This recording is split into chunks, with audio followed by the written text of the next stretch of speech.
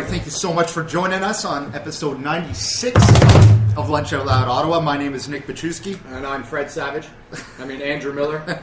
And of course, we're the podcast that talks to the people, places, and music that make this city the incredible city that it is. And before we get to our very special guest this week, why don't we check this out?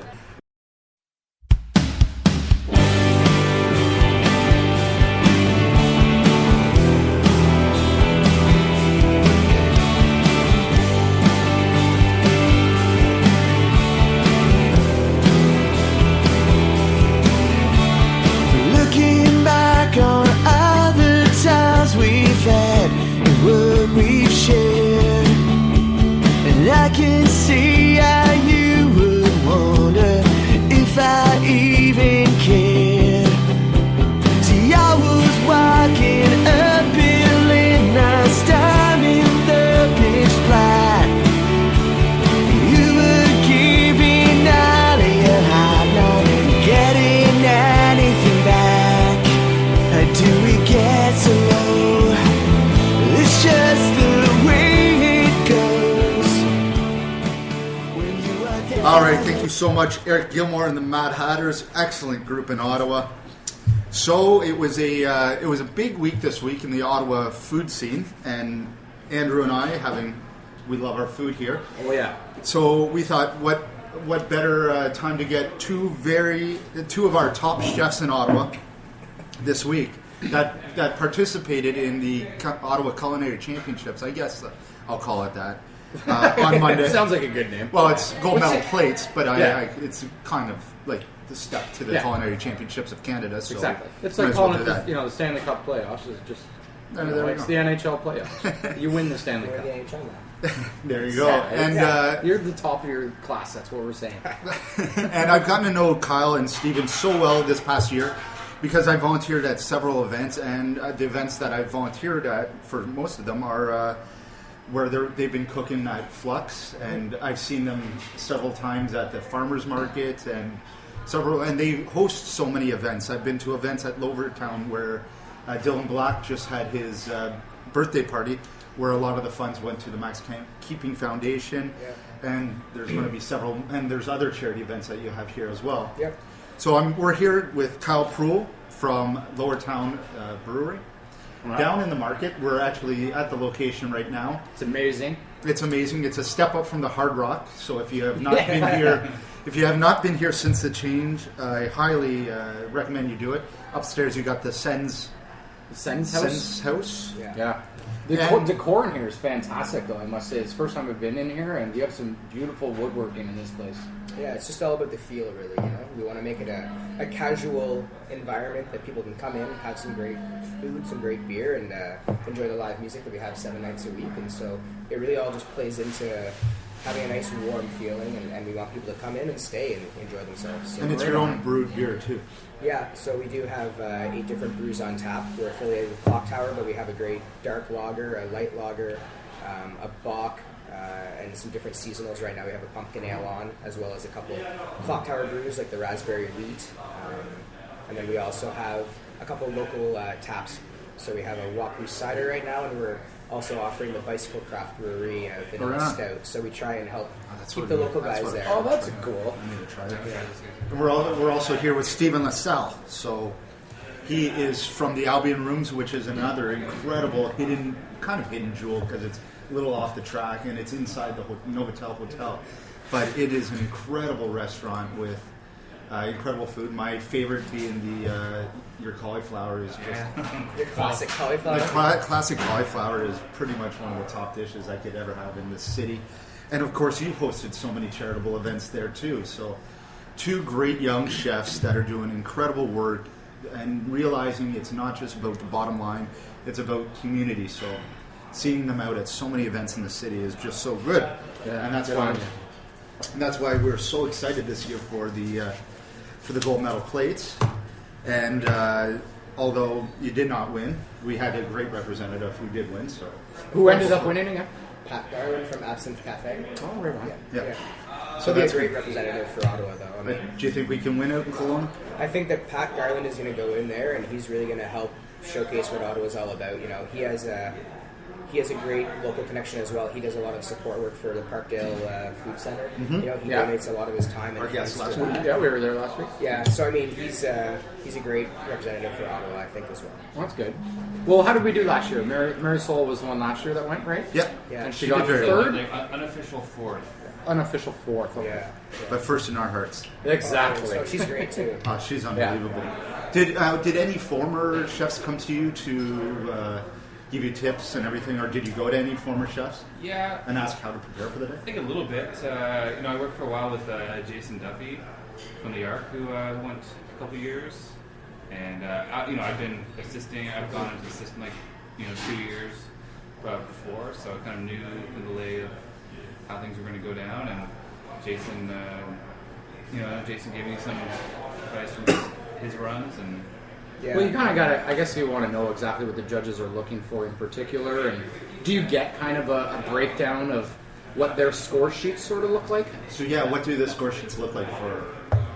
It's like wow factor, texture, taste, technique, plating, like the composition, how it looks. Yeah, I think it's out of 100, so it's score based. Yeah. So that's good to know. It's not arbitrary. It's not an arbitrary ranking of personal taste or whatever, but it's 8, food, wine, hospitality professionals, and this of course. So so I really respect their result. Do you know did you know the judges beforehand? Yes.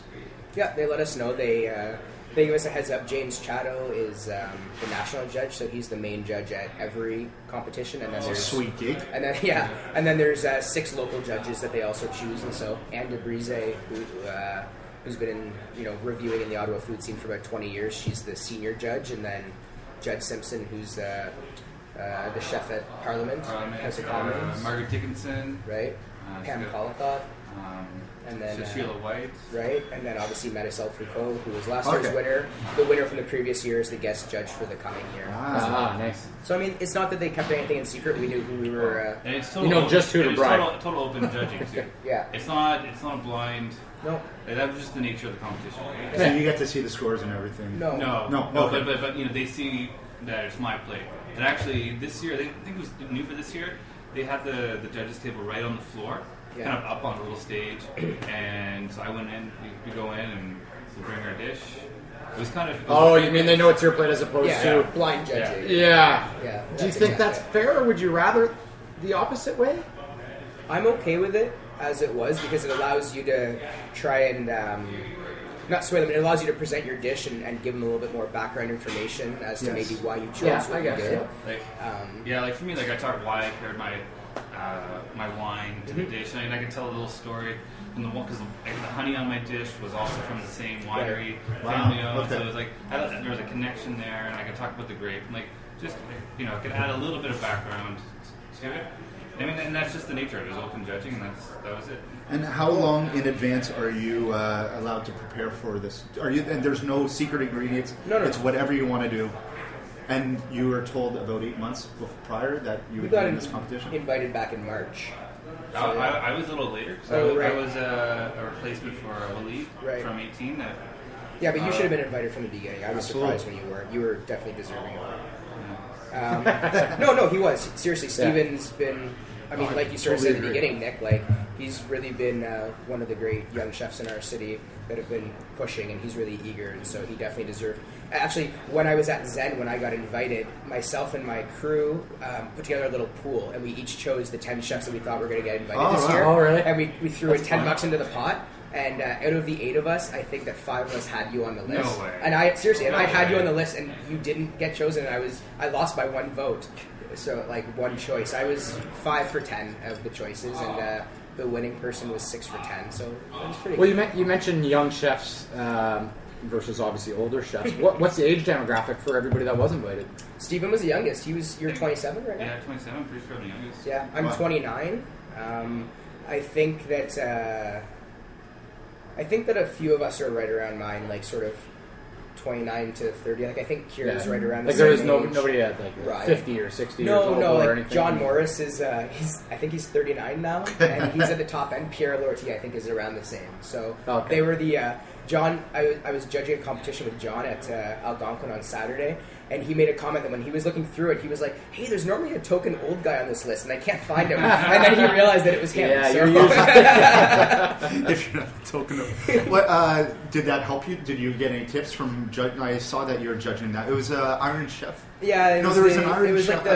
it was the Algonquin College Battle of the Knives, and so I'm an Algonquin grad, and I go back and help out whenever I can. So Mario, who's one of the main chefs there, had approached John and I to go and judge, and I know John had judged that competition last year as well. So there was no tips or anything. We all just kind of... The way that I was feeling is, we had our competition on Monday, but the competition was over before then because there's a lot of months of preparing and planning and prepping and organizing that by the time you're showing up, all you have to do is execute, and everything else is sort of in the bag. Yeah. So Yeah. Monday is just logistical stress. yeah. All right. Oh, sorry. I have two questions. One question. Do you see benefit from assembling, because you can assemble whoever you want to be on your team to prepare, right? Some people will go with their entire staff, and some might bring in friends. What do you say in that regard? Did it work? Did you, Stephen? Did you bring in your? Yeah, I brought my whole team as much as I could. I mean, they allow you 9, so a team of 10 total, and totally, it was 8 out of 10, including myself, were Albany Room employees. To keep in mind, some of that was part-time and casual employees that still on payroll. I mean, like for me, I had a really personal connection with my team, and really heartfelt all the dedication that they put into it, and that they put into the restaurant. So that for me was natural. I was still open, so I had to have some guys working the line, and then it allowed me 9 people. I'm going to bring 9 people, so I tapped in 2 buddies. One of them was Adam Bannerman. Okay, great. That did Flux with us. Yep. So we've had a working creative community engagement history. So Now, did you pull guys for your team that he might have wanted for his team and didn't get the was draft he looking pick at or what? Bannerman? I think in the summer we talked about it. Oh, really? But like, It was a little different for me, though. I mean, the only one that would have crossed over might have been Adam, but when I got my invite, I was at Zen Kitchen. I was the chef at Zen, and it was a really strong team that I had there. We had developed a great connection, and it was very much a team environment with myself leading it. But so when it came time for me to build my team for this year, like Stephen, we were still open as well. I brought my sous chef from Lower Town as well as one of my cooks who worked with me at Zen. I brought one of my former cooks that still works at Brook Street from when I was there that I knew, I wanted to give him the shot, and I needed one more spot filled, and he has experience helping execute large functions like that. And then the rest of the members, though, the other 6 were all former staff from Zen Kitchen that were on my team there. Wow. So they've all moved reunited? on. They've all moved on, but they were super supportive of it, and I felt it was important because they were the team that helped me get there and get the invitation. Yeah. And it was something that as soon as we were invited, we started having weekly meetings, just roundtable meetings discussing what direction we were going to go for GMP, and they really deserved the opportunity to help battle for gold as well, and they were awesome. They were supportive in every way that they could be, and so even my old sous chef West, who is now the chef owner of Clover on Bank Street, she shut down the restaurant for Monday so that she could come and help me and support us. Wonderful. Wow. Yeah, it's definitely a And of team course, thing. Dawn talks about Clover. She's doing a great job there. Yeah. She's doing awesome. Clover? Yeah. It's so good. Amazing. I introduced Awesome. Steven there. I brought him for lunch one day. I was like, you got to check this out, and she's so good. She's so good, and that place is just awesome. Yeah, small. It's like this smaller portions with tons of taste. But it's so. You go out of that lunch energetic. Like it's good. it's so good. And I do just that. love what she did with the space as well. And she really was the one that she designed and did a lot of the work herself. So I'm getting a drive-in to the Albion Rooms on Sunday. Yeah. For a solid day of prep on Bank Street, and I see in the window of Clover a chalkboard sign. Good luck, Chef Kyle. So like in the middle of the street, stop the car, run out of the car, and go to take a picture. Yeah. And then post it on Twitter. Yeah, but I was there. Like we were prepping at Clover on Sunday. She